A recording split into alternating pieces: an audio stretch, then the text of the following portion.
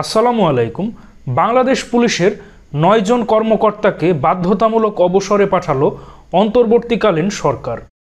গত সোমবার স্বরাষ্ট্র মন্ত্রণালয়ের জননিরাপত্তা বিভাগের ৯টি পৃথক প্রজ্ঞাপনে এ ৯ জন কর্মকর্তাকে বাধ্যতামূলক অবসরে পাঠানো হয়েছে। যে ৯ জন কর্মকর্তাকে বাধ্যতামূলক অবসরে পাঠানো হয়েছে তারা সবাই সহকারী পুলিশ সুপার বা এএসপি পদমর্যাদার।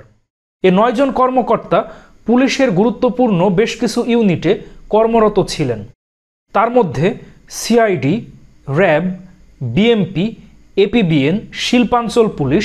তো পুলিশের এ সকল ইউনিটে এই ৯ জন কর্মকর্তারা দায়িত্বপ্রাপ্ত ছিলেন।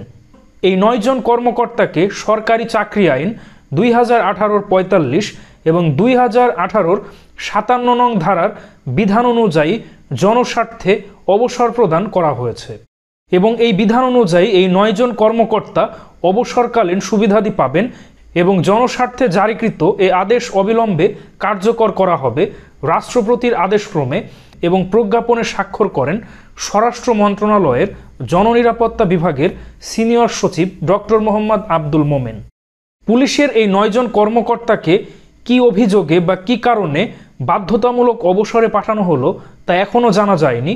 তবে অন্তর্বর্তীকালীন সরকারের পুলিশের সংস্কারের একটি অংশ হিসাবে অনেক বিশ্লেষকেরা এই রদবদলকে দেখছেন, যেটা গত 4 মাসে পুলিশে বেশ কয়েক দফায় বড়সড় রদবদল হয়েছে।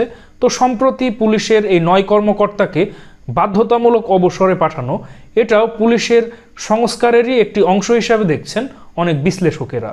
তো দর্শক মণ্ডলী, সম্প্রতি পুলিশের এই ৯ জন কর্মকর্তাকে বাধ্যতামূলক অবসরে পাঠানো হলো, এ বিষয়ে আপনাদের কি অভিমত অবশ্যই কমেন্টে জানান।